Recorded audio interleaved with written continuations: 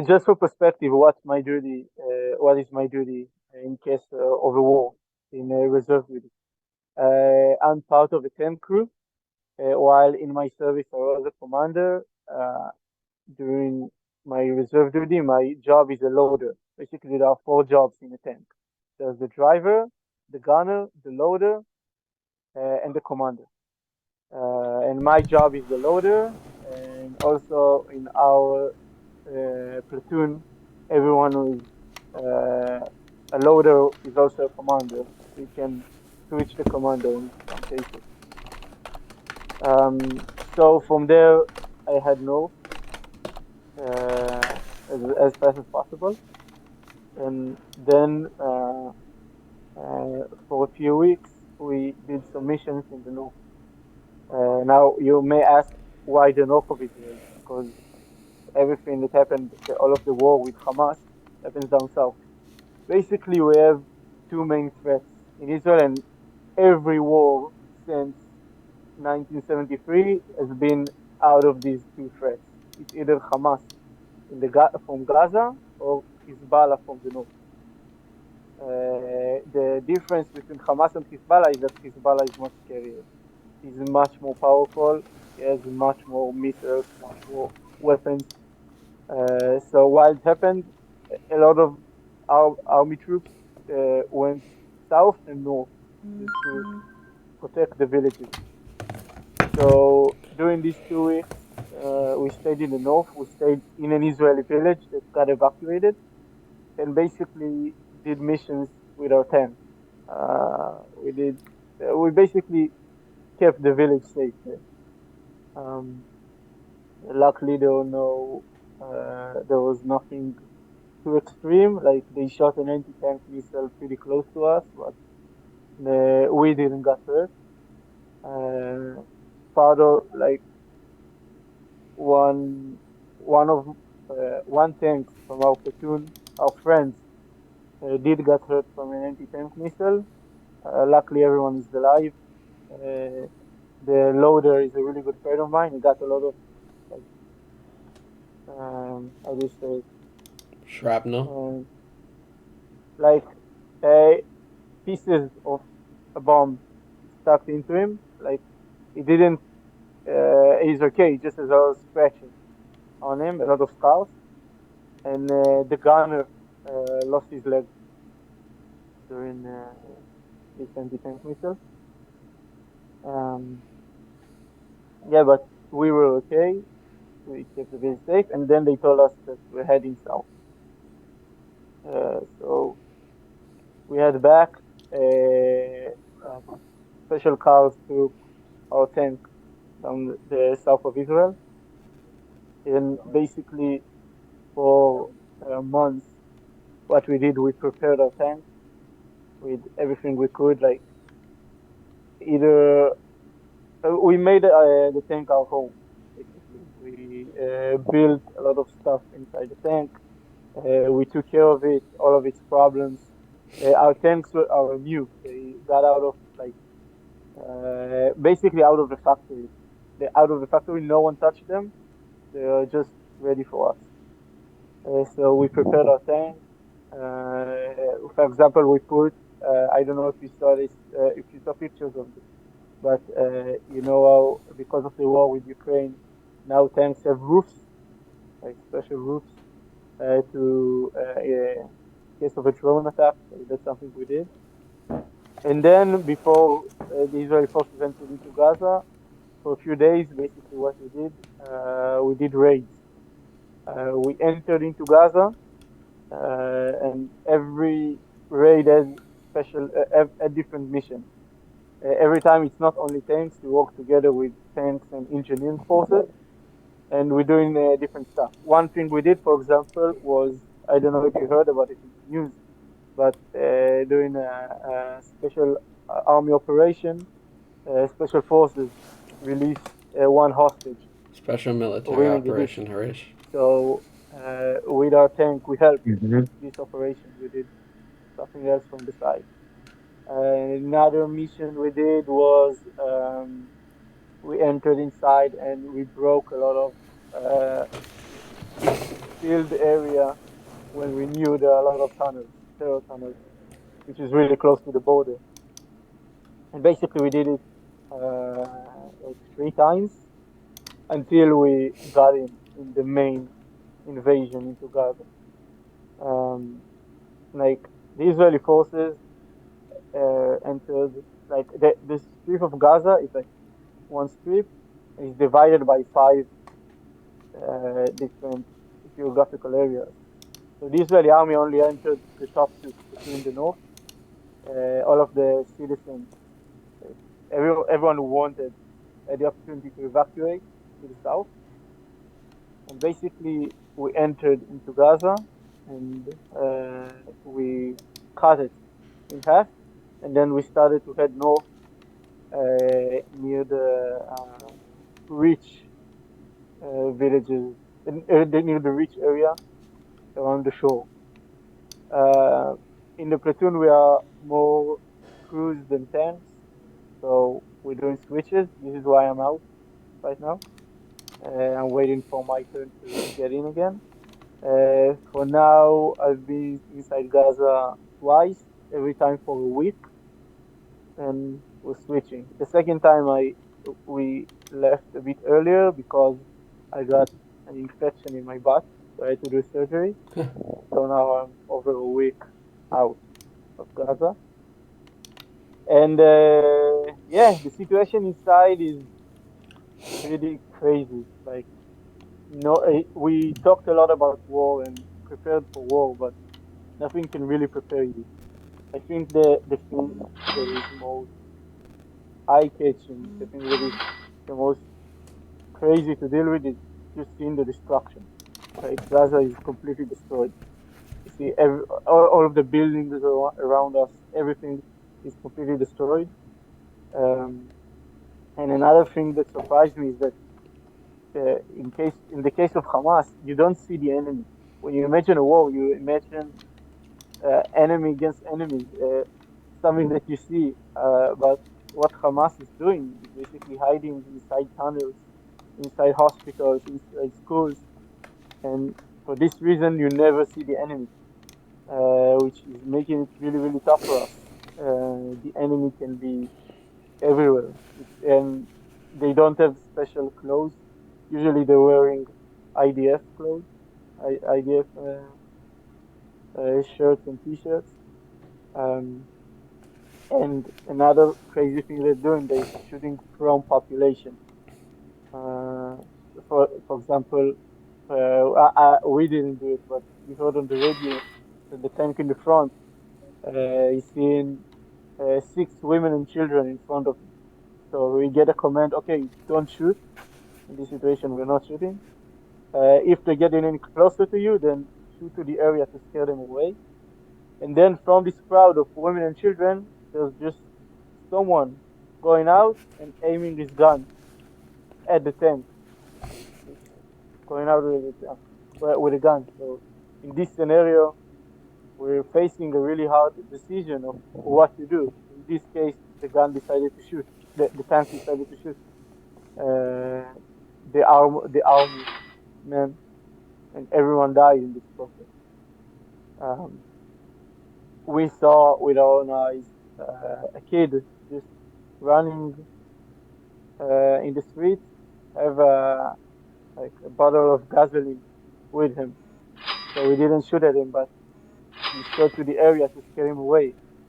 At first, he just walked between us, wasn't scared at all. He didn't believe that we will shoot at him because probably Hamas is telling them that the Israeli army doesn't shoot kids. So we shot to the area to scare him away, and then he was shocked, dropped the gasoline, and just ran. And all of this stuff made this war really, really difficult because you never know where the enemy is going to come to you. It's not a fair fight. We're much stronger than them, but they're much more evil. The abusing the population, the abusing the people of Gaza to shoot at us and target us. Um, During this time, we uh, we destroyed a lot of buildings where we knew that there are terrorists. we don't shoot buildings for no reason.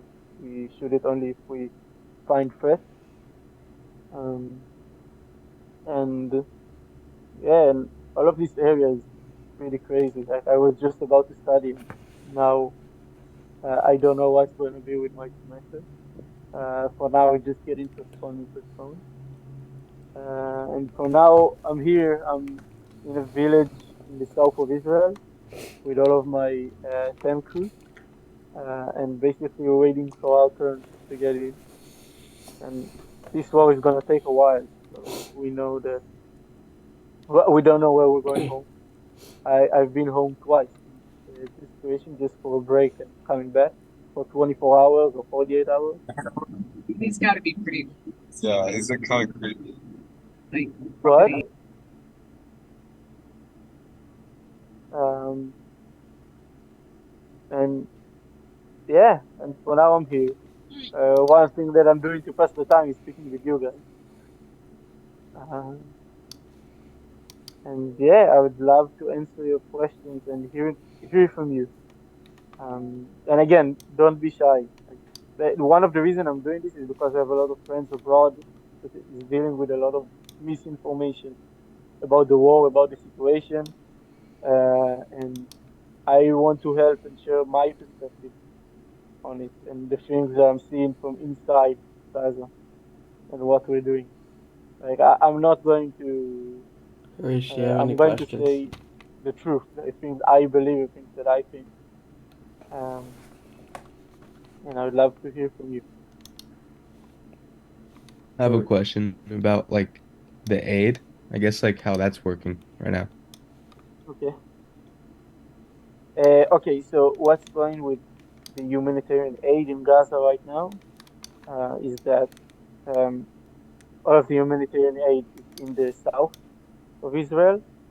The aid is coming from Egypt in trucks, and basically everyone that is in the south can have access to humanitarian aid. Now it's a problem from us because what Hamas is doing with this aid is taking most of it to himself. But this is what we were able to do. Hamas is also in the south of Gaza, not only in the north. But we decided to finish with the north first, and the next stages of the war is going to be entering to the south. We don't know when. Right now, there's a ceasefire to exchange hostages, but we want to continue this war until all of our hostages are getting back. And not only our hostages, we want Hamas destroyed. Like, as long as Hamas is in power, we can never feel safe in Israel again. We let Hamas be for so long, and it got so powerful that it did this horrible attack. And now we just realized that if we ever want to live in peace in Israel, we understand that we need to destroy Hamas. And it's super hard because it's an organization that uses civilians, using the population as human shield. But we're trying to do our best to reduce civilian casualties um, in this situation and bring the safety back. And another really, really important thing is that if we want to destroy Hamas and Hamas will stay, then Hezbollah in the north that is also planning to do exactly the same, only that Hezbollah is much more powerful, will have nothing to stop it from doing exactly the same or even worse. Because he saw that Hamas was super successful at it, and if Hamas wants to destroy it, Hezbollah will do exactly the same. Harish, should I ask if the Zohan was Um, deployed? yeah, No. Or wait. I have a question. yeah. Do you guys know like Hamas's operational strength right now? Cause like some people are saying it's a lot, some are saying it's very few. Is there like a number or So an estimate or something? okay, yeah. Um, Basically, the estimates say that we kill around 20% so far from Hamas's power. None of the three main guys of Hamas are destroyed, not yet, at least. Um, from the levels below it, we have a bit more for success, but we still have a lot of job to do. And this is only the army, like the Yep. military force of Hamas, because there's also the Hamas organization in the world, which from that there's nothing we can do. Maybe like the Mossad will assassinate Ismail Haniyeh or something, which is the head of Hamas, which is in Qatar right now. But I believe that we should not stop until the top three people of Hamas is dead, which is Muhammad Def, which is like the symbol of Hamas, Yahya Sinwar, which is basically the head of the army, which is crazy because he was uh, a prisoner in Israel and got released in exchange of a hostage. Israel exchanged in 2011 1,027 terrorists for one Israeli soldier. It's the worst deal that we ever had since our creation of our country. And this guy was released during this deal, and this is what he created. And another guy that I forgot his name, but these top three people are in charge of the military part of Hamas. Also, a follow-up question. Do you have like a number for how many like soldiers, Hamas soldiers there are? Or no? I Because don't know for yeah. sure. The thing is that it's pretty hard to estimate because it's not a soldier like you imagine. It's not a soldier Yeah, like yeah. me. Basically, what Hamas is doing is special forces, the Nukba, which did this terror attack. Then there is a second level of people that Hamas is training, gives them gun, but other than that, he's not really doing a lot.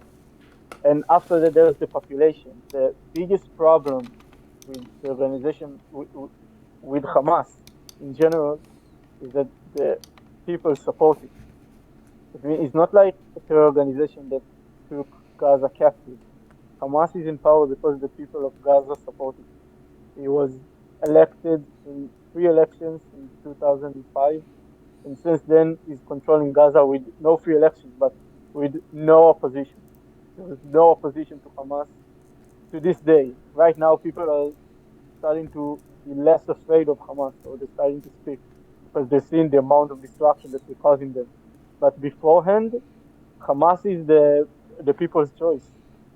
Also in the West Bank, by the way, in the West Bank, Hamas is super popular.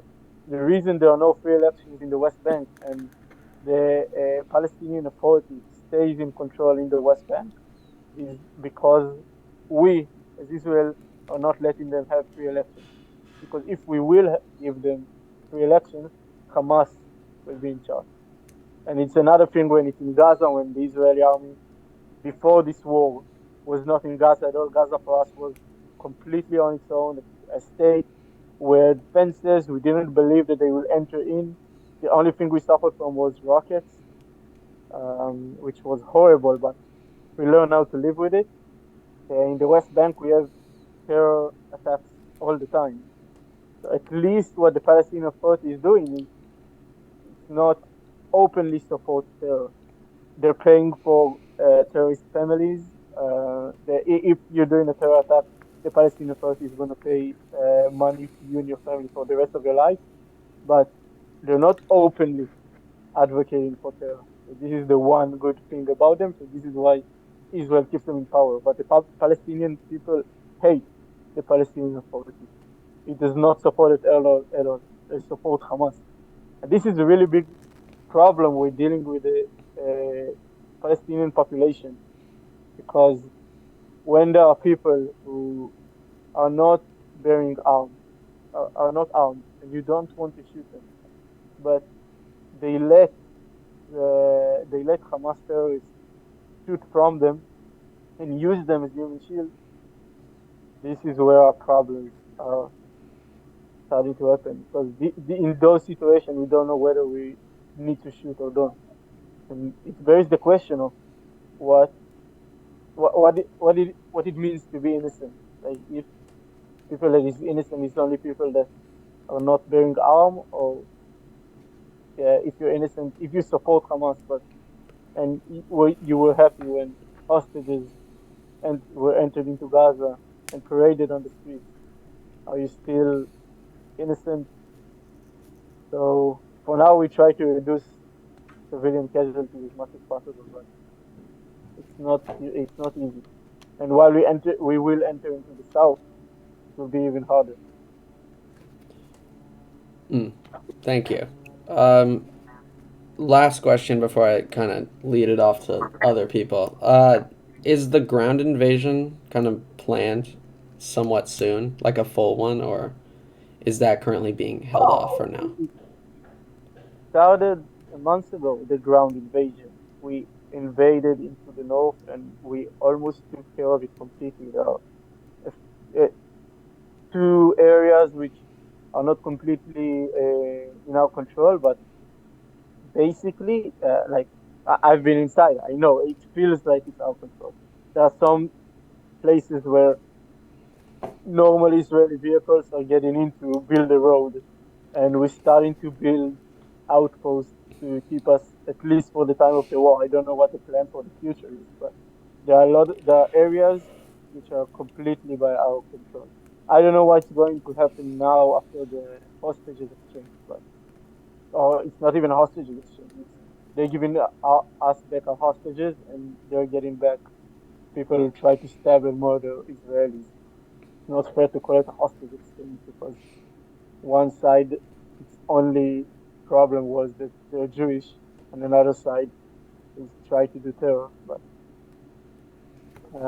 after this exchange and the ceasefire will stop, we'll see what will happen. I had a quick question about how do you feel like, or do you think the other groups like Islamic Jihad are a major threat right now, or do you think it's mostly just Hamas? The Islamic Jihad is a bit strange inside the situation because it also operates from inside Gaza and is like in a way kind of a rival of Hamas about the people's choice. But against Israel, they're always operating together. Hamas like, hey, hello, it's the dog. Um, Hamas, we're dealing with the Islamic Jihad and Hamas. And some of the hostages are being held by the Islamic Jihad and not by Hamas. For us, it's basically the same because they're both an enemy that try to kill us. Even though that the inside politics between them is a bit strange.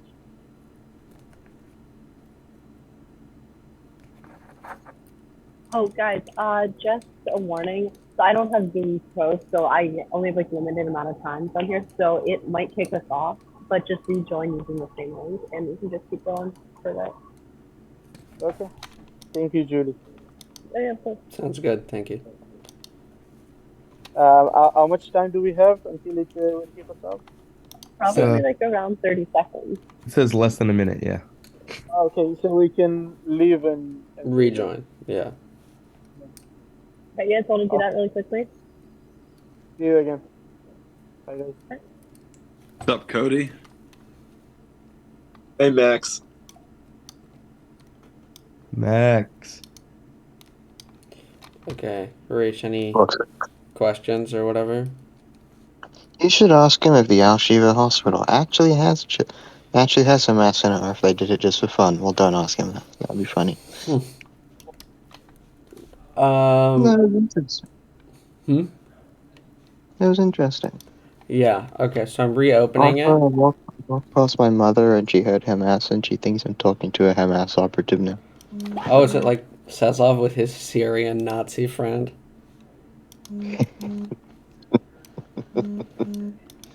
Somehow exists, no, guys. I think that friend is fighting against ISIS. Yeah, but he's also quote unquote a Nazi. Sure.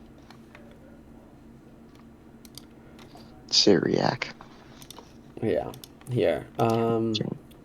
I think they fucked up the meeting somehow. So, No, Zoom just changed that policy. Like, they don't let you do unlimited meetings anymore. no, they never did. Unless you had like No, a during coronavirus they did. what? They did. During coronavirus they did. Yeah. Right now Cole, I'm Cole, do you really adding. think schools paid for Zoom? No, a lot of schools did. Yeah, a lot of them did. For like the school-wide meetings and the webinars. But not teachers to have their classes. They didn't. I'm changing my profile picture right now for Zoom. Not to a no. I have a couple. I could do some signo sticky back, but don't. I will not do that. I'll probably just use a photo of me. Here I'll rejoin the meeting. Let me see. Is it working now?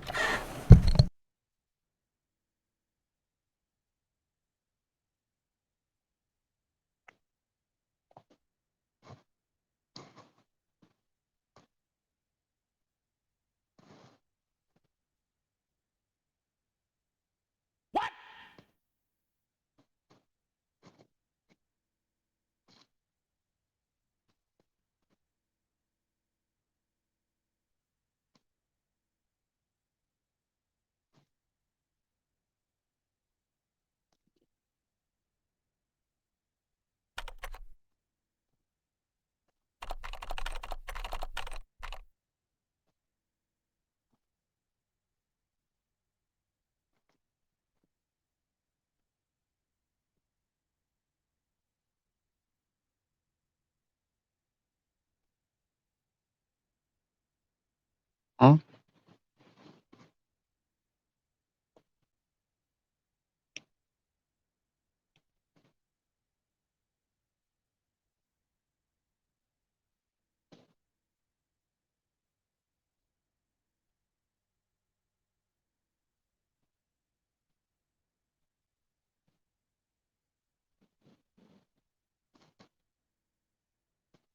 Hello?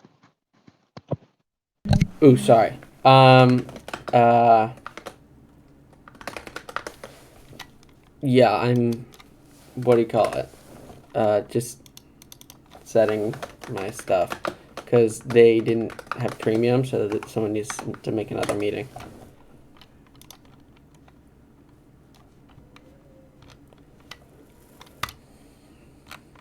I just made the image of mine, the seat. Shy Lucy. Shalushay. Okay. New meeting ID just opened. Your meeting ID just dropped, guys.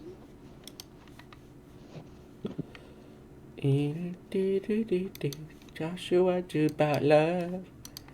And I'm gonna do the Josh. I'm gonna stop my video because in the background of my thing I have a rising sun flag. But I mean I got it from Taishi, so it's fine because he's Japanese. You didn't notice? What?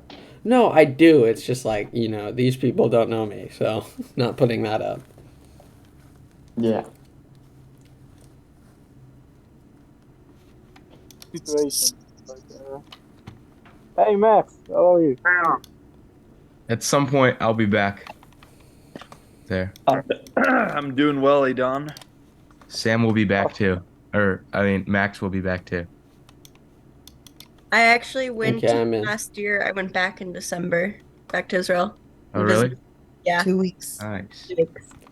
And you didn't tell me? And you didn't tell me? Oh, I've been in South America all of last year. You're not streaming, and also I have to go very soon, so I'm gonna have a shower. How was I've that? been in Max South comes. America for 9 months. Was it Oh, cool? it's okay. Here. Yeah. Let me share. Wait. You were Oh, all awesome. over the place. You were, yeah.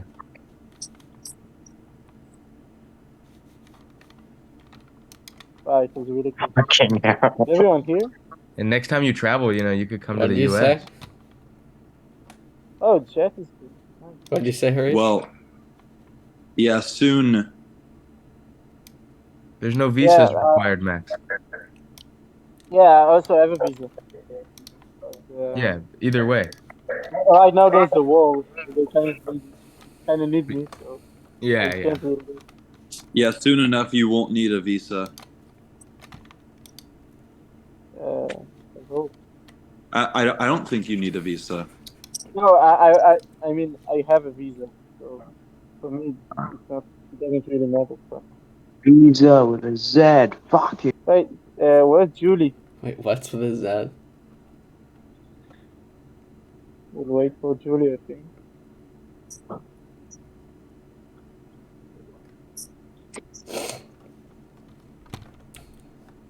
What's with his Z, Harish? Yeah, visa free travel Oh, they're for spelling short-term visa with a. visits. Eligible for Israeli citizens. It's visa, right? Not visa. Max, are you in school right now or at home? I go back to school tonight. Yeah, I'm at home though. Dude, You they, have Pi there though? they should have invited Joey Saul's name. Yeah, I was home for 5 days. Nice. Joey Saul. Yeah, it was pretty nice. Why don't you have your camera on, buddy? Let me get like I was like just waking up for the beginning of the call. Yeah, I just had breakfast. So. You're waking up at 10? You don't have school or something? It's Sunday. It's Sunday. Oh, right. It's the correct You Sabbath. live abroad. The Christian Sabbath. And then we're on break currently, or like just finishing break for Thanksgiving. Thanksgiving, yeah. Great timing. Well, people in my city are not in school because the teachers have been striking all month. So people haven't had school for like 4 weeks. Are you serious? Yeah.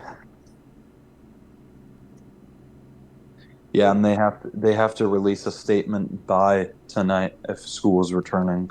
If not, school probably won't return for maybe another week or 2 weeks, and they might shave off part of the winter break. It's crazy. Yo, Don. Yeah, Max. So, what do you think? What do you think the Houthis are trying to do by declaring war on Israel? They're so not related to us by any way. Honestly, we're making a lot of jokes about it that they suddenly want to attack Israel. It's like it came out of nowhere. No one expected it to happen. Just the Houthis decided to attack us. I think I'm going to bring up how stupid. there was that whole Greater Israel nonsense. At this point, but it's not an actual restaurant. we have. What? It's far enough for us to not be an actual threat. What about Syria? They're in shambles right now. They're not capable of doing anything. Yeah, you're right. You're right. They have to. I've been writing a lot of The main threat is Hezbollah in the north, and right now, at the beginning of the war, they had a lot of success. They managed to kill 8 Israeli soldiers and the civilians. Really shot the civilians as well. But after the first 2 weeks of the war, things changed, and now we just destroying them. We're managing to kill them. They have over 100 terrorists dead, and 0 for us in the last month. So they're still trying to attack, but they don't have any success in the last Syria or month. Hezbollah? Hezbollah. That's good because Hezbollah is a bigger threat, right, than Hamas. Exactly. Yeah, they're more powerful than the Lebanese army. Okay, what else do you want to ask me about? About Gaza? Yeah. I've been seeing this like crazy conspiracy theory going around where it's like, I don't know, some Gazan lady saying Israel's not going to stop with Gaza. They're going to go through all the Arab countries and take them all over. And like they've been sending this map, I'm sending it in the chat around, saying, oh, Israel's gonna make greater Israel and take over Syria and Iraq and parts of Saudi Arabia Bro, and I hope Egypt. they do. I fucking hope they do. Like, it's crazy. Like, and it's just no basis in reality, and it's just kind of making up shit. I think the thing that people don't understand most in the world is that we in Israel we don't want war. The only thing we want is to live in peace. It's literally the only thing we want. All of the things we're doing, all of the money that we gave Hamas, all of this year, all the things we're trying to do with the Palestinians, everything, the main thing that is in common to most of the population in Israel is that we just want peace. And starting to conquer Arab countries won't, uh, like, it won't help this purpose. It won't do anything. If the Palestinians will lay down their weapons, there will be peace. If we will lay down our weapons, then we will be dead. We will die. It's the main thing that the world just don't understand. It's the only reason, all of the stuff we're doing, this war and our will to continue this war, all of that is just so we will live in peace. Um, Also, the reason that right now Israel doesn't want to stop the war is that we realize that we cannot live in peace while we have Hamas on our borders.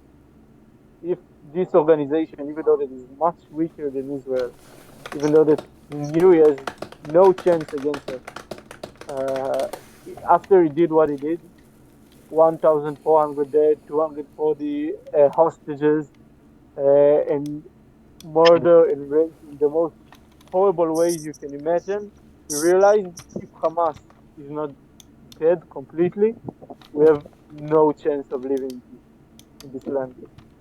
This is all we wanted, and this is all we ever wanted. Like, I'll tell you something. War is not fun. I'm not having fun inside Gaza, and even though I'm not having fun, I really I want to go tell back you there this. because I understand how important it is. Honestly, this is the one thing that is crazy to see in Israel in the last uh, since it began. I don't know if you followed, but before we started, before this war started, we were completely divided. We were on the brink of a civil war. In this, it reached this level. Like this government, since it came to power, is doing everything in its power to split people up and turning people against each other. I know I see that America also suffers from this, but in Israel it was extreme, and we showed weakness, and this is why Hamas attacked. And the crazy thing to see is that after the war, everyone is united. Everyone, it's crazy. It doesn't matter if you're right wing, left wing, liberal, conservative. Everyone wants this war to succeed. Everyone contributes, from little kids that are drawing pictures to us to 90-year-old grandmas who cooking for soldiers. Everyone in Israel is donating whatever he can. Like I got so many donations, so he started free food, free drinks, everything. Like I got free watch, for example, Garmin that we got out of money that people just donated for soldiers, and it's absolutely insane to see how many people are joining forces together because we realize that this is what we need to do now. No one likes war. No one likes war in Israel. No one. But we realize that this is our only way. And this is why it's so big to see everyone that is coming together after a year of fighting. And it's honestly, it's beautiful. It's the one good thing that we got out of this war. And we all really want all of our hostages back and Hamas destroyed. And we won't stop until it will happen. And we're really happy that hostages are going back now, are coming back. Everyone is happy. The Max J guy, Harish, looks like Leafy. So about conquering all of the other Arab countries, I mean, people that are saying this just don't understand what it is. to be an Israeli and to live here. I won't say they're stupid. I say they're naive, don't know the facts. I sent the video I was speaking about earlier in the chat. It's broken up into 2 videos. It might be out of order, but I sent it in there. So if anyone wants to see that, it's in Oh there. yeah, that video is like she has no clue what Yeah, it's crazy. There's The literally only no thing you need to basics. do to understand that Zero this fucking video, basis.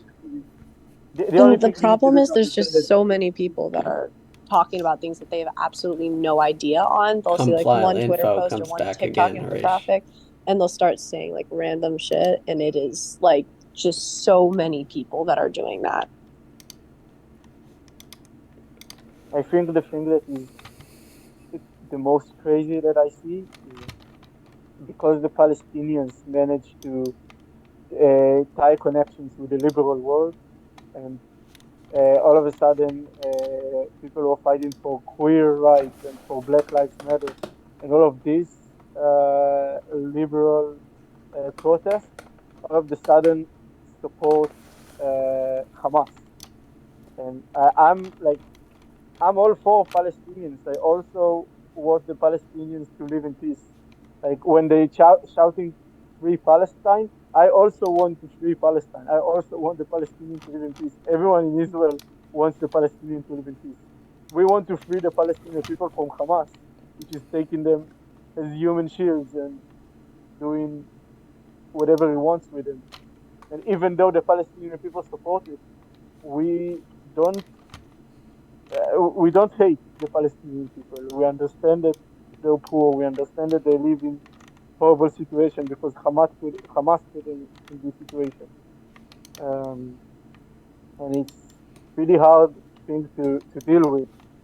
We're trying our best to make everyone happy, and yet we suffer from such a horrible terror. It's rough. I've seen a lot of talk on like the talking about the purpose of the settlements on the Palestinian side. What do you think? What's the belief in Israel of the purpose of the settlements? You mean the settlements in the West Bank? Yeah. It's really easy. You just saw we left Gaza completely. We just left it. There were no Israeli villages, 0 Jews. I'm sorry, not 0 Jews. We're taking hostages every once in a while inside Gaza. But other than that, there were no Israeli forces inside, no army. They basically had their own state. And while it happened, they took all of the money they got, all of the things that they had, and they targeted into terror. They did everything they could to create terror and not building an economy and not making their lives better. Even though we did nothing to them since 2005 when we left. You see the comparison in the West Bank when there are Israeli settlements, when there is Israeli army, and things are much better. We didn't get an October 7th from the West Bank. It's not an ideal situation, but you asked me what I prefer. Situation like the West Bank or situation like Gaza, of course I prefer situation like the West Bank. This is much more relative peace to us. Also, you see the Palestinians. What is better for the Palestinians? You see the people in Gaza, which are much poorer, live in such a high density, and you see the Palestinians in the West Bank, who most of them are working in Israel, can enter into Israel freely and do basically whatever they want. Yeah, some people try to do terror, but because the Israeli army is inside, we're managing to stop them. And people who actually want to live in peace have good salary because they work in Israel, have better life situation, better GDP than people in Gaza, which Hamas keeps them poor in purpose. The all Hamas objective is to keep the population poor and then gives the population charity. This is why the people like them. This is why I'm not mad at the Palestinians that they like Hamas. For them, Hamas is their savior because they have no job, they're poor, they have no access to food, they have nothing. Everything is through Hamas. And then Hamas gives them charity. The people think that Hamas is the best thing ever. And Hamas is saying that all of their problems, the root of all of their problems is Israel. Even though that they build zero economy, they don't do anything to make this situation better since Israel left. So yeah, I prefer Israeli settlements and better life for Israelis and Palestinians than what happened in Gaza. This is nothing about history. This is nothing about we want more territory. We just want peace. And we understood that we cannot give them a state. Look what happened when we gave them an area to do whatever they want for themselves. Um, so this is what I think. And even though it's not ideal, it's not something that any of us want. This is out of the two choices. This is better because we cannot trust the Palestinians to have their own state. If all they do is terror, if they have leadership that will acknowledge the right of Israel to exist, the right of Jews to live in this land, and want to live in peace, then of course I would love the Palestinians to have a state. I I I, I will help it. I will help build it. But sadly, it's not the situation. Sadly, still the Palestinian population decided that they want terror. They want war. So And it's very is there a plan to reoccupy Gaza after the war? honestly, no one knows what is going to happen with Gaza. I think we don't want this land back because we have zero reason to have it back. On the one hand, on the other hand, we cannot afford another October 7th. We just can't. We can't have a functioning country with a terror attack of this magnitude, with the danger of terror attack of this magnitude happens to us. So it's a hard decision. I think the ideal situation will be if another different country, or let's say United Arab Emirates or something like this, wants this land and want to govern the Palestinians, and then the Palestinians will have a leadership that is acknowledging the state of Israel, or at least wants to live with us in peace. This is the ideal situation. The problem is no one in the world wants the Palestinians. No one. Even the Palestinian Authority in the West Bank don't want Gaza. They just don't want to control Gaza. Um, so it's hard. So I think if we won't find any other country in the world or any other good leadership for Palestinians in the world that will control Gaza, I think that we have no choice. The Israeli army will have to stay there in some situation. This is also not ideal for us because they will attack the Israeli army. It's better than October 7th. How It's a really confident are complicated. you in? How Sorry? confident are you in the current military strategy? Do you think it will effectively get rid of Hamas? I mean, I don't know any other thing we can do other than enter and fighting every terrorist and kill it. Honestly, I don't see any other way to do it. I don't know if it's the most effective. I know that we're managing to do it relatively well without getting a lot of casualties for us. Since the invasion began, Israel has 72 soldiers dead, and we almost conquered completely two-fifths of Gaza, which is everyone that is dead is heartbreaking, and we don't want anyone to die. But relative to the success, it's pretty good, I will say. It's the first, it's the easier half. It's the easier part because we evacuated all of the population south. The second phase of the war will be much more difficult because it will be around population. It's going to be hard. We probably will evacuate people to the north back for it. But I think we're doing our best. It's taking a lot of time. It's really slow. I have friends who died during this invasion.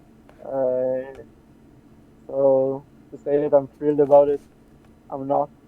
Um, I have two friends that have died. One was my soldier, and one was with me during rookie training.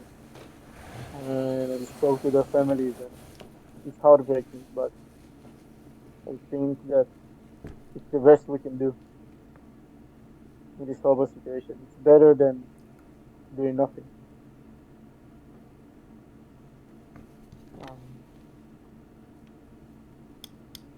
Yeah. Do you think it's possible to even completely remove Hamas? Completely removed? No, it's not possible. It's like ISIS. The ideology will stay. Also, there are a lot of Hamas in the West Bank, and there's not a lot we can do about it. It will stay in the West Bank. It will stay in the Palestinian population. It will stay.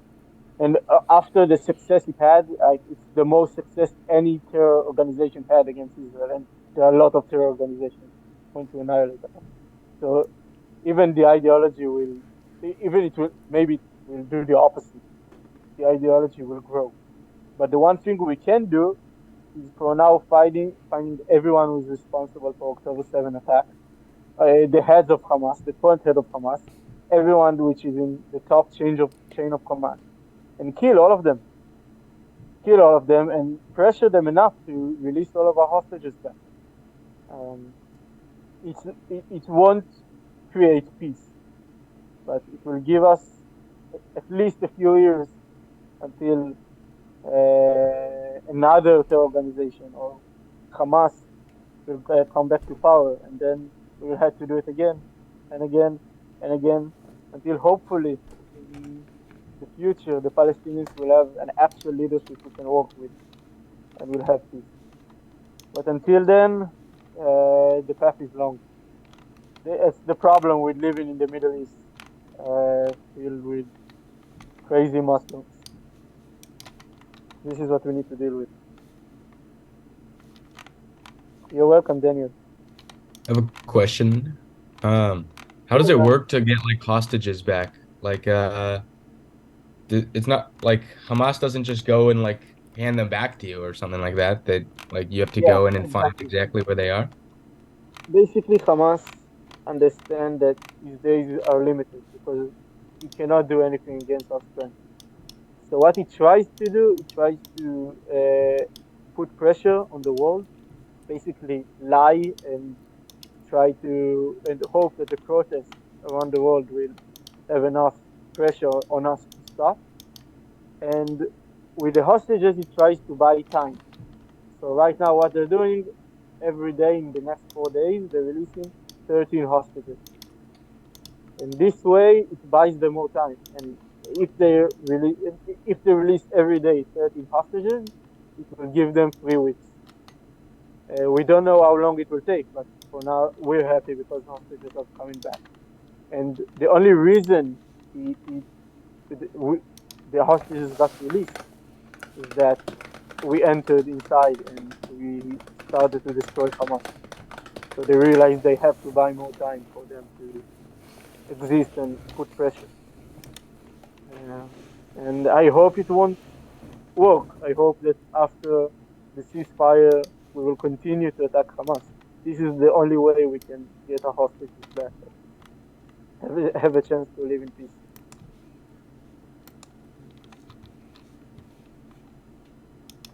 So, from my understanding, a lot of what's happening with the Gazan citizens who are being pushed, I know some people are being taken to Egypt. Where are the rest of them gonna go when the invasion continues? Honestly, the situation for the population in Gaza is horrible. Basically, the houses got destroyed, and they have to move around and try to survive. Basically, the Israeli army doesn't attack them. We always leave places that are safe for them, and humanitarian aid is entering through Egypt.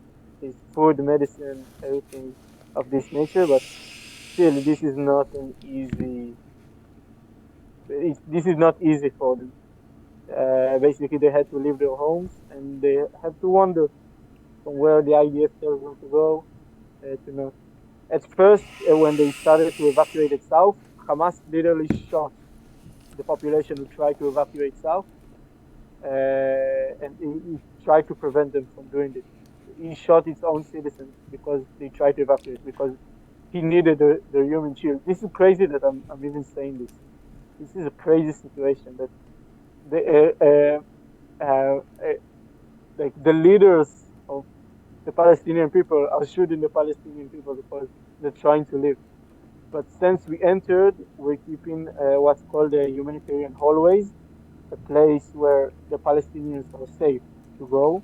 We prevent Hamas from shooting at the civilians, and we secure this passages south. Um, so they have to survive the war through humanitarian aid until hopefully they will have a better future. Again, this is not ideal. War is horrible for everyone, but this is kind of the problem with having Hamas in power. I don't know what they expected from us to do with this situation. This is kind of the unwanted uh, scenario of the unwanted thing that is the cause of the war. It still doesn't say that the war is not justified. It still doesn't say that we need to stop. But also the Palestinian people need to understand that they cannot keep Hamas in power because this is what Hamas is leading them to. This is not Israel's fault. This is Hamas' fault. We wanted them to live in peace. Do you know much about like what the U.S. is doing over there right now? I actually don't know. I really don't know. Basically, the U.S. brought 2 aircraft carriers, and this is to threat Iran from attacking and threat Hezbollah from attacking. I don't know how much it influence because how much influence it has because USS Liberty, Hezbollah Harish, constantly USS trying Liberty. to attack the IDF, but he have very few success with it. And basically, Biden said that if Hezbollah will attack in the north and try to enter into the northern border, then Harish. the U.S. will help Israel and attack Hezbollah. I don't know if it will happen, but at least it helps. At least it scares Hezbollah. So it's good for us and it helps us focus only on the south. Eventually, we'll have to take care of Hezbollah. I don't know when. I don't know if in this war, in a few months, in a few years, but this is another thing that will happen. We saw what happens when there's a terror organization on our borders that want to rape and murder and kill every Jew that is encountering, and we understood that we cannot let it happen. Um, so Hezbollah is next after Hamas.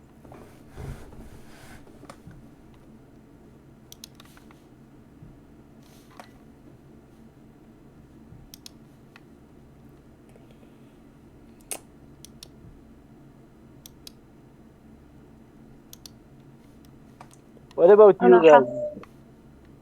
Oh, sorry. Yeah. Oh no, go ahead. I was just gonna ask about how you were doing. Oh, no, I wanted to ask you about are you seeing a lot of anti-Semitism, a lot of pre-Palestine protests that are violent in your area? Because at least from the news, it looks crazy. The amount of hate towards Jews these days. There was Yeah, a it is. here that got vandalized. The What got vandalized? there's a synagogue here that got vandalized.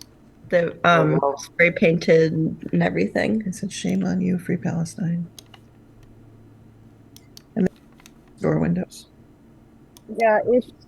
I mean, in Marin, there's a much larger Jewish population, so we don't see it as much, but there's like a lot on the news, and there's a lot in the Bay Area.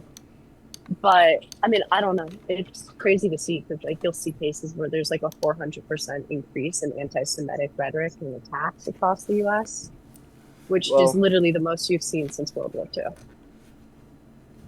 Also, like on our bridge, like in the Bay Area, on the Bay Bridge in San Francisco, there was like all these protesters that just stopped traffic, like stood in the middle, did this like huge protest, thought that they were going somewhere with it, and they threw their car keys into the water, thinking that it would like make no one be able to move them out of the way, even though they just got their cars towed and stuff and got arrested. Over 80 people got arrested. Harish, do you have any questions? It's crazy.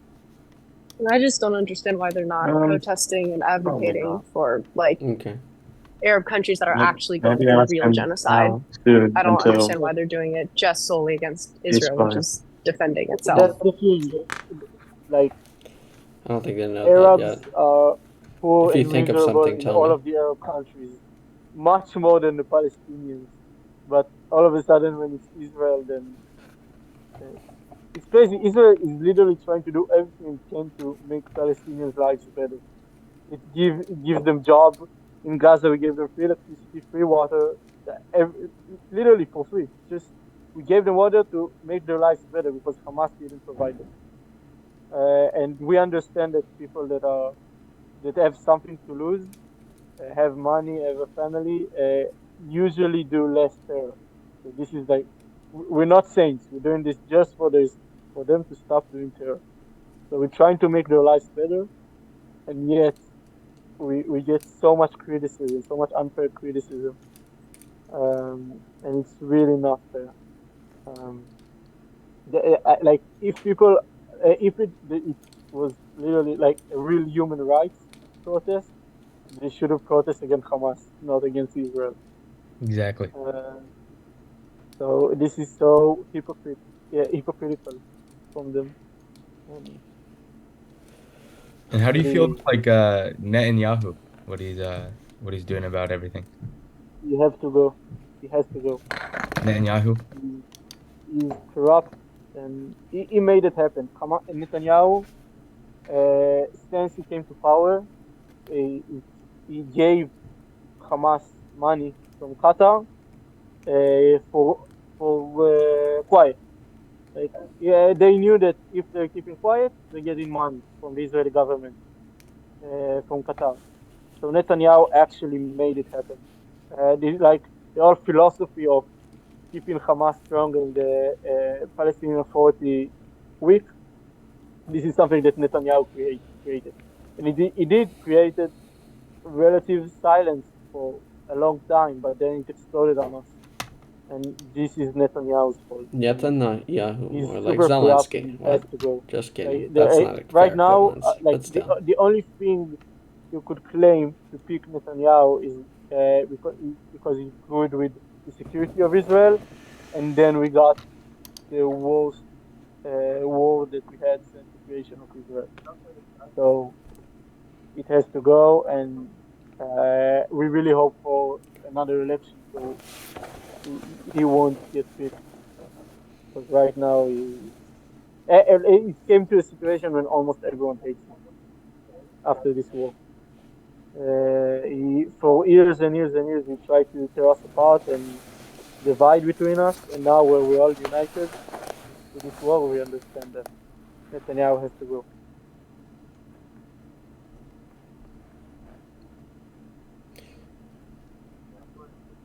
Is there anything you think that's happening in Israel that's not being presented in Western media? Like, because there's stuff that's presented over and over again, but is there anything you think that's kind of like lesser known, I guess, that we should know about? I think that the biggest thing that the Western world doesn't talk about is population responsibility for the leadership. I think, like we have the responsibility of picking Netanyahu, even though that I never supported him. We had the responsibility of picking Netanyahu, and it led us to this situation. I think the Palestinian people are also accountable. If as a, if as a nation, as uh, a group of people, you keep picking leaders that bringing you into this situation, I think it's your fault. So it doesn't say that we need to kill everyone who's not carrying a weapon and they got what they deserve. We don't want revenge, but also when I'm thinking about the Palestinian people who right now their life got destroyed and their houses got destroyed, I'm feeling bad, but I think not as much as I should have because they picked it. This is the life that they picked. They picked a terror organization to control them. They supported them for so many years, and this is what they got. Like they could not expect for anything. And I really hope in the future that after this war, they will realize that the ways have to change if they really want to live and to prosper as a people. If they really want to have their own state, they need to rethink their dreams. They still believe that they can kick us all out of it. That the Jews will one day just pack up the bags and leave. But they don't understand that we have nowhere else to go, and we're here to stay. We're here to stay whether we will live in peace or whether we will live in war. We will stay here, and they need to decide if they want peace or war. I think this is not presented enough, and people in general, the West doesn't really understand Arab mentality. It's not like you and me. You and me, everything we want is we think about, I don't know, how much money we will have and how my family will live in peace. But no, Arab mentality works really differently. The Islam works really differently, and it's not, it's not racism or anything like that. It's just what they believe. They believe that Allah sent them to kill all of the Jews and Christians, and this is what they're doing because this is what God said, and this is the right thing to do. And this extreme ideology is what leading for their misery and for their problems. Not only the Palestinians, all of the Arab countries, in Egypt and in Syria and in Iraq and in Iran, and it's something that the West need to realize because if the West wants to realize it, the West is next.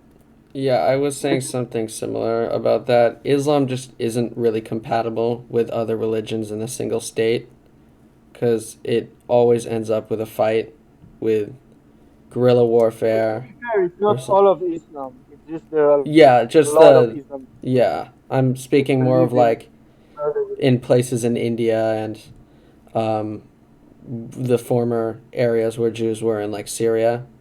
There's always been problems there, and in the end, either one side, there's only one side that can really stay there, and Yeah, it's exactly. sad. This is completely different values that what we believe in, and I think in today's era, we kind of forgot. I think it's because people in the West still. Everything is justified. You can protest Oh yeah. for rape and killing innocents, and this is not something you should protest about. This is not free speech. To protest pro terror and pro murder, we need to remember again what values we build our countries upon, and understand that it's not for granted. It's not for granted that you can live in peace in your communities and enjoy a society where there is no crime and no or less amount of crime and relative amount of peace, and where you have free speech. Free speech need to have a limit. It cannot support rape and killing babies and abducting babies and all of these horrible things that people are doing. Um, and this is why all of the world right now is in this situation. Every government, every foreign government of a democracy is supports Israel, but not necessarily the people, because the people are really misled and don't realize that the life that they had is something that is not for granted. Yeah, I think a lot of people in the West are kind of misinformed on the sense of how government and culture works outside of the US and Europe, as it is Exactly. like a completely different um, fundamental values, where a lot of the time it's the needs of the many over the few, while in the West it's kind of some sort of balance between that. And It's not granted that women can vote and wear whatever they want. It's not granted that you can say whatever you want and criticize the government. It's not something that is happening everywhere in the world. And the West need to remember again that this is what we all want. We want democracy. We want peace. And if we won't fight for it, it won't happen. Because there are a lot of groups that want to take it away because of their extreme ideologies. Uh, and this is not a right wing, a left wing. This is not about anything. This is not racism. I'm not saying every people is like that. This is not every people. Just it's a fact that there are a lot of extremist groups that this is what they're doing. They're trying to take our way of life from us, and we cannot let it happen everywhere in the world. We just in Israel are used to it. We understand that it's not granted, but in America and in Europe, people still are not realizing. This is why all of the governments support us because they're terrified. They're terrified that this situation will change in Europe, in the US. Yeah. At least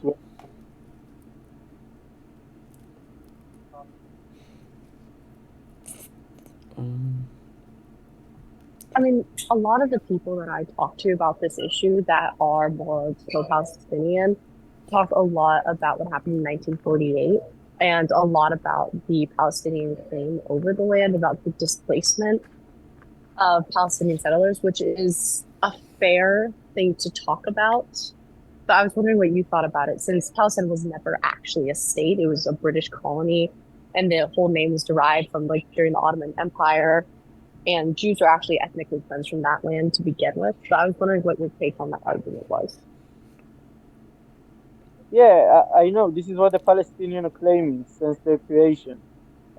Basically, we created the Palestinians before Israel was created. They were just Arabs that lived in Israel, and basically what united them together is that we entered into Israel. So basically, a bit of history as a perspective. Uh, Even before the Holocaust, a lot of Jews started to go to Israel, even when it was when the Turks control Israel, the Ottoman Empire control What was Israel. an agreement, Harish? The Jews one started to that do Aliyah Zaslav as was of talking about? the idea that Jewish people need to have a state. Yeah. So basically, they arrived to Israel and they bought land. They bought land fair from the Arabs, and they started to create villages. It happened in a lot of ways, and basically, it started in 18. The first Aliyah happened 1882. Then Jews started to arrive, and we always have had problems with the Palestinians, but we everything that we had, every land that we bought fairly. And then the Holocaust happened, and the, the world realized that Israel need to have a country. So there was a resolution in the US, in the UN, to have two states: the Palestinian state, a Palestinian state, which back then had no state beforehand. There was only the British mandate, and a Jewish state next to it. We were happy about it. It was relatively 50-50. They got 55%, we got 45%. We were happy about it. But the Arabs didn't, weren't happy. So what they did, they attacked the Jewish state. So our first rule, since the creation of the Jewish state, was the creation of the IDF, the Israel Defense Force. And during this war, we conquered a lot of land from them to create safety. They didn't want to have this land. They just took over the land to create safety. And during this time, a lot of Arabs that attacked Israel fled from their homes. They fled to other countries, to Jordan, to Egypt, to other areas. And basically, this story of them wanting to go back to the same borders of 1948, this is the whole Palestinian agenda. The Palestinians doesn't believe the right of the Jews to live in Israel. They never gave up on their dream to go back to their houses in Tel Aviv, their houses in Haifa, which are now Jewish completely.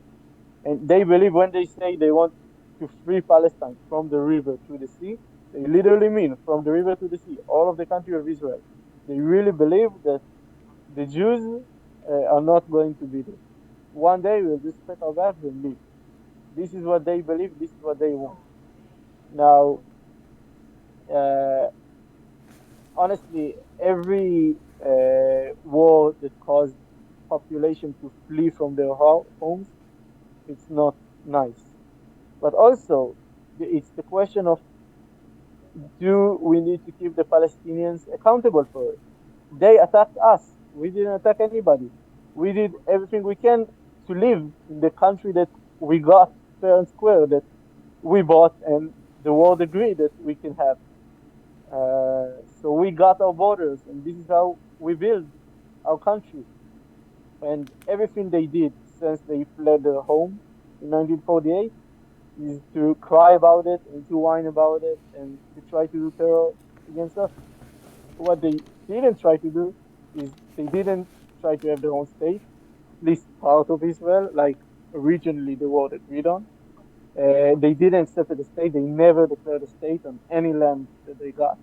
And they constantly try to attack us, constantly try to attack us, them and all of the Arab countries from around them.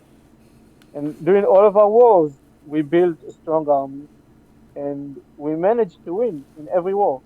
The Six-Day War is a really good example. Before the Six-Day War, the feel around Israel, because of so many terror attacks, and because all of the Arab leaders from around the area preparing an attack on Israel, it was very clear they're about to attack us, annihilate us. The fear in Israel, the feel in Israel was of terror. We were terrified. And then in 6 days, we managed to conquer crazy amount of land from the Palestinians. And basically, after the Six-Day War, we got most of our borders. And this is how we got the Palestinian problem, basically. Because after we conquered them in the Six-Day War, they didn't want to be an Israeli citizen. Neither did we want to be considered, but also they didn't want to. And basically, they were stuck in the middle. They were Jordanians at first, but Jordan don't want to get them. And they decided that they're Palestinians, that they want to have their own state. And we try to negotiate with them and have a lot of different solutions to give them their own state. But every time it just failed because either they didn't accept our solution or we don't trust them to have a state that won't try to attack Israel. Um, so again, this is a question whether you hold the Palestinians accountable for their actions or not. Because if you say, oh, they're poor, they got evacuated from their houses, Israel's fault about everything, then yeah, they have a claim. But I say that both of us are responsible for this situation, only that Israel took responsibility and the Palestinians didn't. So this is what I think about their claim, about the will to go back to their homes. By the way, another thing, the Palestinians are the only population that the status of a refugee pass through heritage. It's the only situation where a refugee is passed to refugee status is passed to your children and children and children, which is also crazy.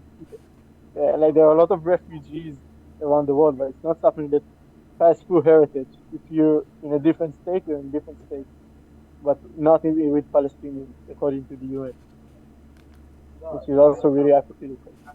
I really hope that the Palestinian people will have peace one day and have their own state and will prosper and live and have good life. But this is the tragedy with a lot of different Arab Muslim countries and population that they have different values than us. And they decided a life of war and terror against Israel and not accepting our right to live here. Do you think that kind of the main solution here is to like they just need to accept that they do not have a country right now and they just need to focus more on cooperation to in the future possibly get their own country or at least an autonomous state within Israel? Oh, absolutely. This is the only situation. This is the only solution. There is no other solution because we're here to stay. They're here to stay. We understand it. They don't. This is the only solution and the only way of us living in peace together. Their biggest problem is like some Palestinians understand it. Their biggest problem is their leadership.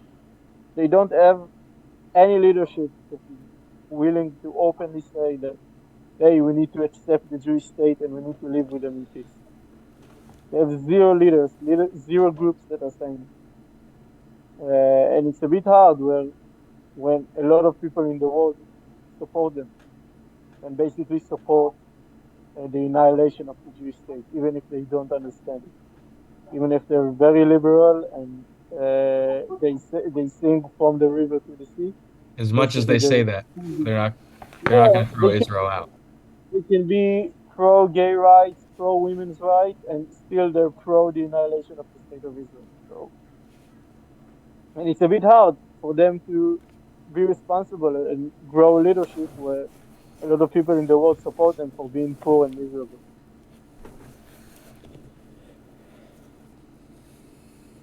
And the good news is people like that have such good attention spans that they just move on to like the next conspiracy that we post on their story within like a few weeks.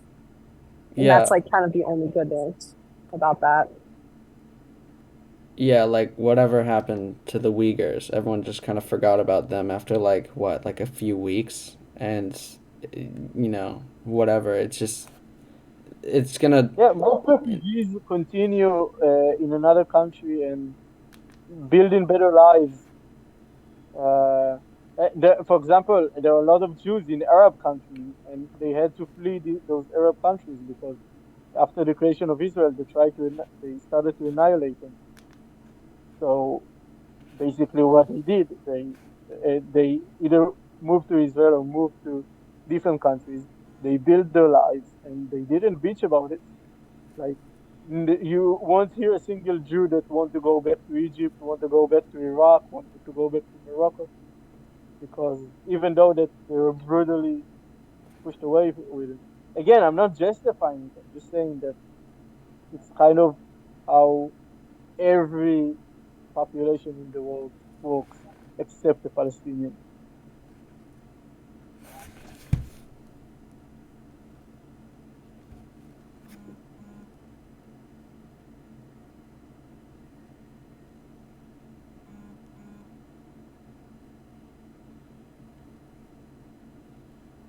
Oh no, Yeah, I we was live in also a wondering. crazy country.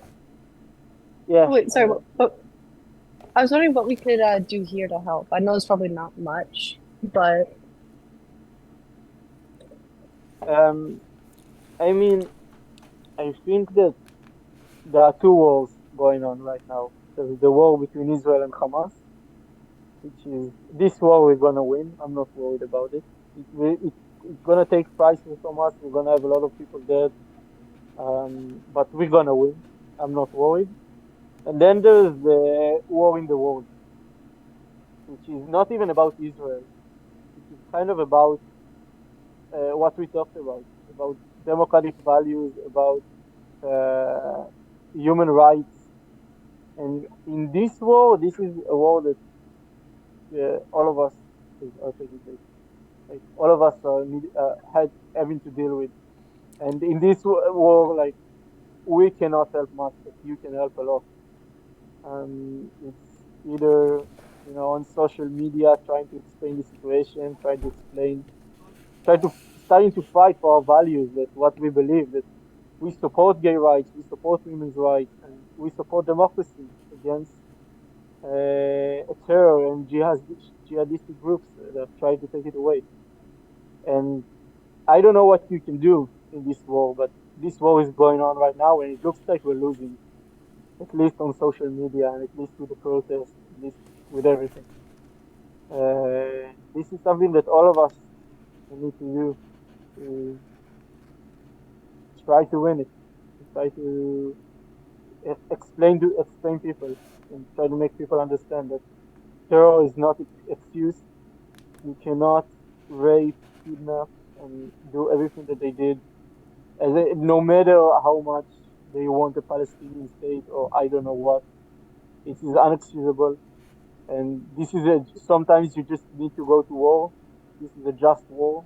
It is why we're doing it. No one wants war, but sometimes you just have to. You have no other choice. And this is something that somehow you guys need to do to try to help. I don't know how. I don't know what you can do, but this is a war that's going on, and it looks like we're losing. And this is why it's so important for me to talk to you, because I really So, believe this is not a war between Israel and Hamas. This is a war of good Uh-huh. against evil. share This the is what it is. screen. Democracy Oh versus wait, it just dictatorship. stopped sharing? You Country that disconnected. try to protect its citizens Oh, I against didn't see that. uh, Sorry. terror organization who hides behind the citizens. And that's the main difference.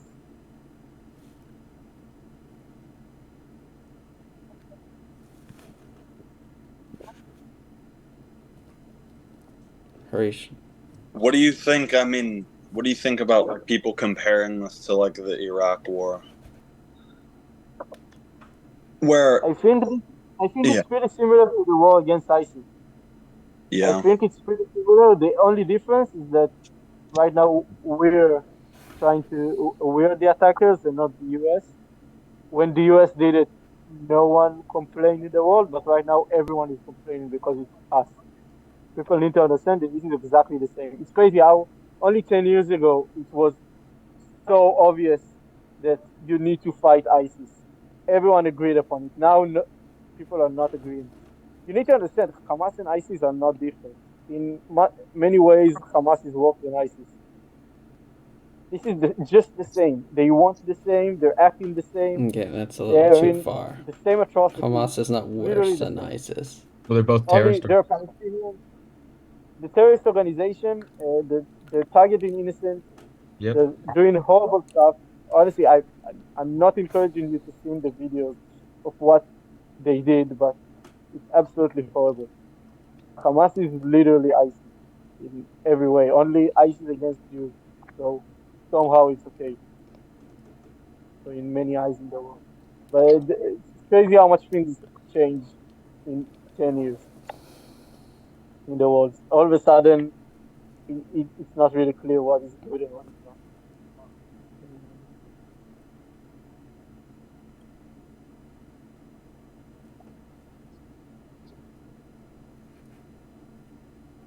and why do you think people equate like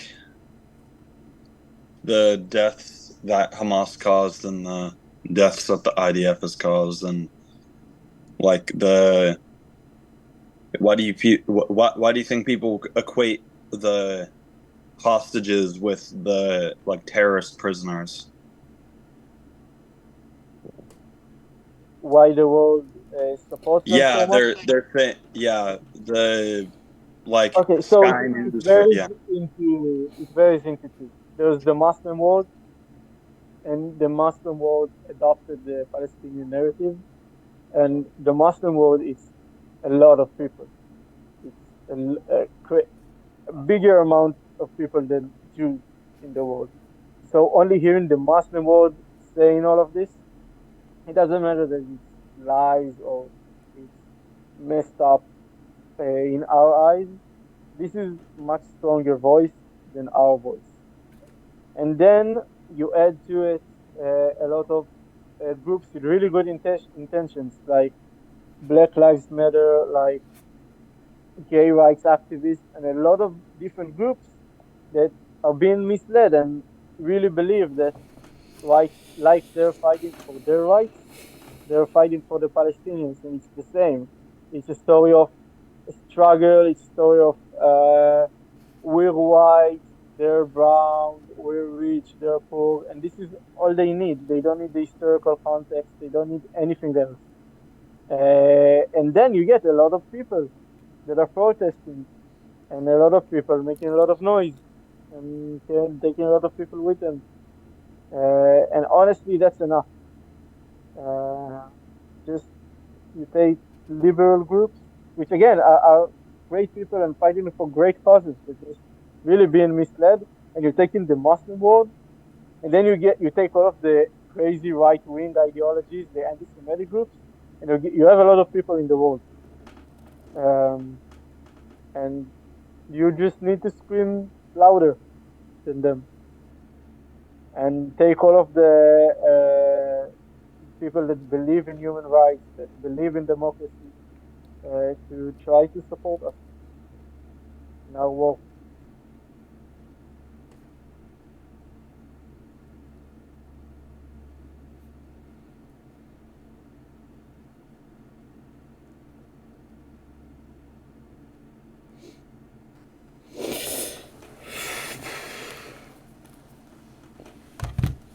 Hey, Jack, good to see you.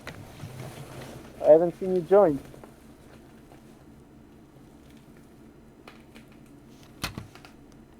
Jet It's said really he good to see you, guys. Jet What? said he had to go. Oh, okay. Yeah. So what? Since when was Jet was here? Oh, Right now, I just saw Jack.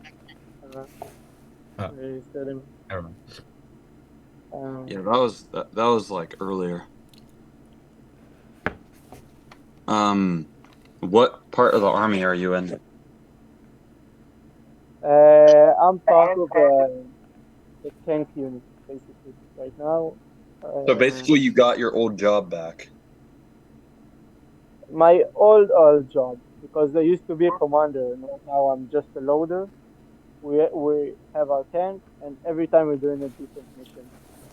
Some areas we're the first IDF force to enter. Basically, we're entering, we're fighting terrorists, we're shooting them, and we're advancing. This is how we operate. We just every block, every neighborhood, we're the first force that enters, and we try to find threats and annihilate them. How many people can fit in the tank? Like, Oh, we're 4 people. oh, it's 4 people in there? Yeah, it's not comfortable. It's I'm sure it's pretty not. packed, but we're getting used to it. We're sleeping inside the tank. We barely live in the tank. Mostly to shit and go back. Even peeing, we're peeing in a bottle. It's disgusting.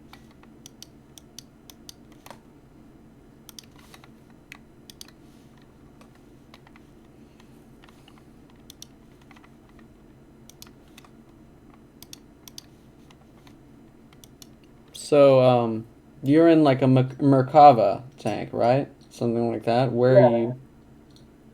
Merkava 4. Yeah. Where are you guys getting deployed to, like specifically? Specifically, at first, we were part of the forces that uh, breached the way across the shore from south to north in Gaza, across the shore, and then we started to enter east uh, into area called Zaytun. Uh, yeah, and every time the war, now there's a ceasefire.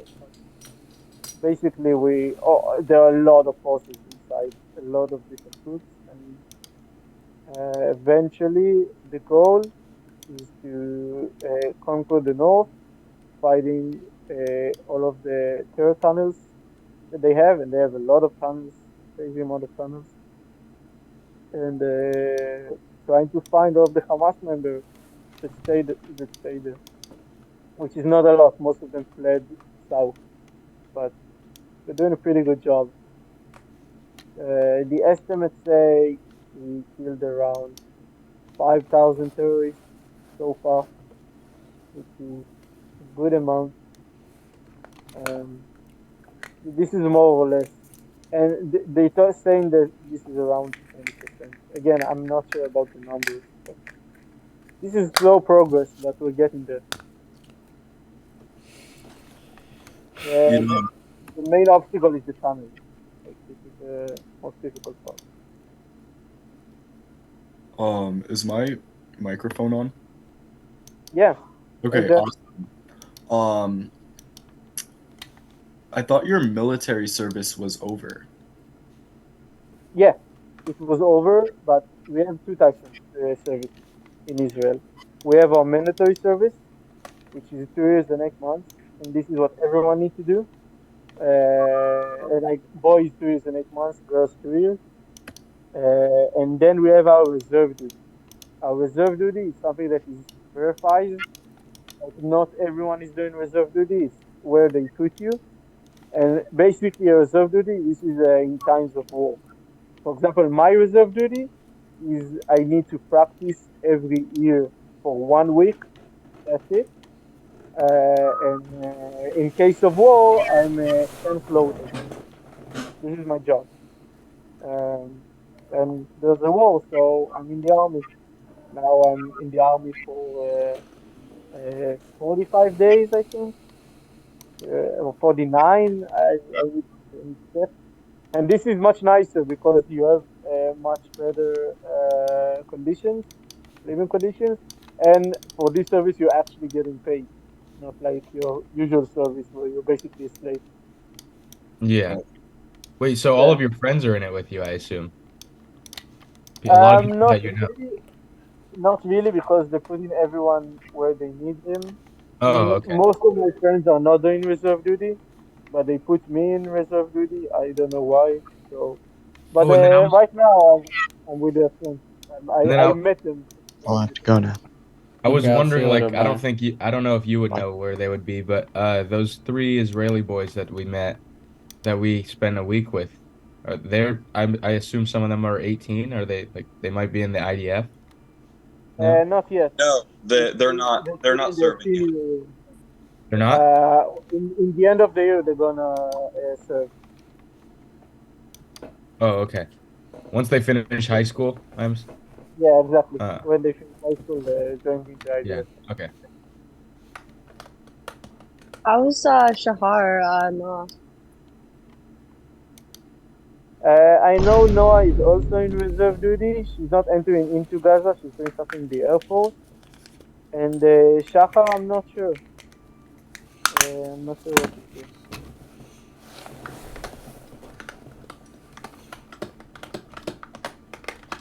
Yeah, we still stayed in touch for a little bit, me, Shachar, and Noah. Like me and Noah, we did another Nifty summer together, but we're no longer friends. We had a bit of a fight. I spare you the details, but it's okay. And Shachar, I'm speaking to her every once in a while on WhatsApp, but I haven't spoke to her since the war started.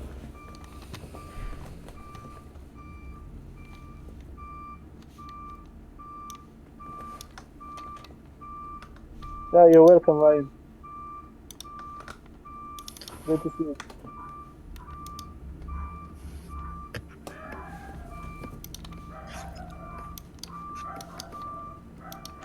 God, you should ask him. Are the Orthodox Jews helping the war in any way? Not really. No, they don't The fight. one thing that they do doing is they having a really big volunteering organization. That basically what he's doing is dealing with bodies, dead bodies. So when the October 7 attack happened, they dealt with most of the dead bodies, and this is a horrible job. Like the things that they saw is absolutely horrible. The things that they have to deal with. They saw babies that their heads cut off. They saw people that are being burned completely.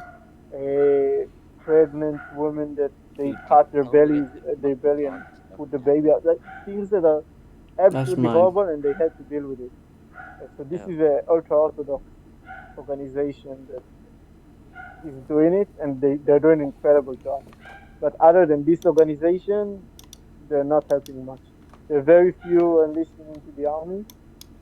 Very few right now because of the war. There are some of them that there are 2,000 that asked to join the army, which is nice, but still not much. And they're not really helping. I hope that after this war, that more of them will want to go to the army, and hopefully, if not the army, then something else that will help. And another Israeli complexity. What you're doing with the ultra Orthodox Jews.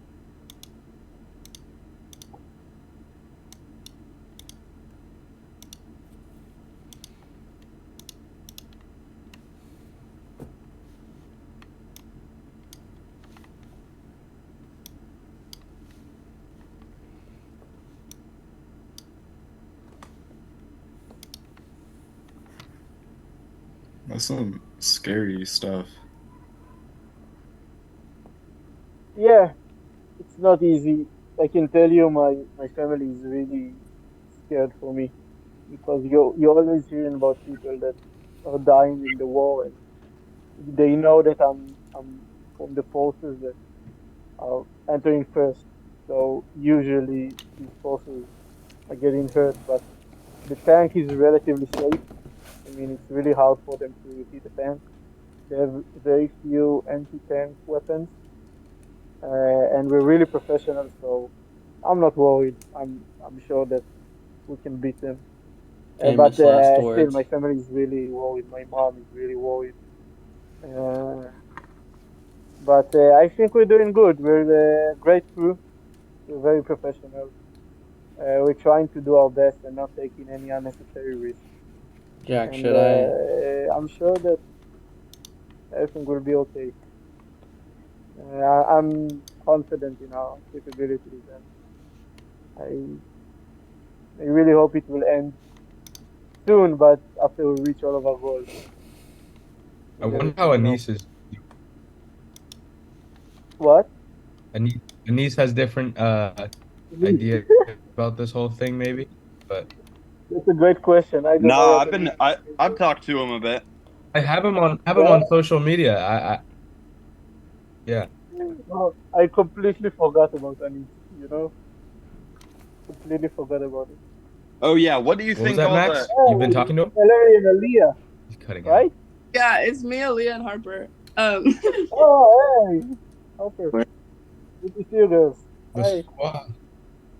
the um, squad. I was wondering if there's like anything like that you would suggest like Americans do to help, like where to send donations to, or like anything like that, where to volunteer. Again, like, we're getting a crazy amount of donations. Like, we're getting a lot of money. So I don't think that we need any more money. But I know that FIDF is also always a good organization if you want to donate.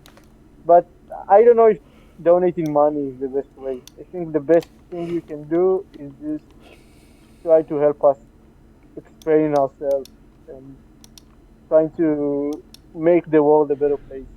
Again, this is not, there are two wars. There are the Israeli Hamas war and the war of democracy and human rights and civil rights against terror and dictatorship and Islamic Jihad. This is the war that you can help with the most. And you know how to do it. I don't know how to do it. And this is the war that you're dealing with.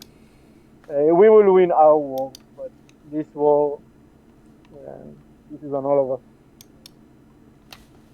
It's difficult when people are like starting to like see Osama's speech or like writing and agree with it and stuff Oh like yeah, that. I've heard that Osama bin Laden is all of a sudden Yeah. okay, right? On TikTok, I saw it. It's so funny. Like, right now, bin Laden is all of a sudden a saint or something. Yeah, right? Like How crazy the world has gotten, really. I can't believe it.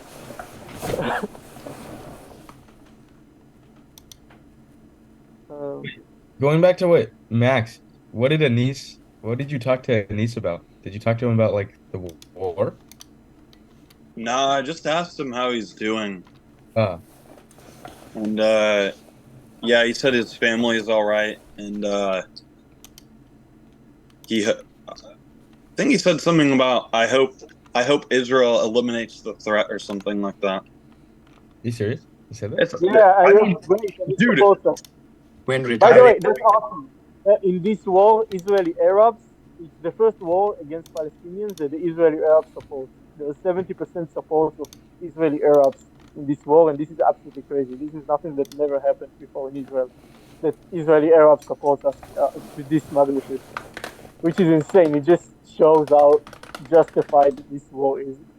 Like, they hate the Hamas so much. They really like, they're donating, they helping explaining the war, they're doing a lot of stuff.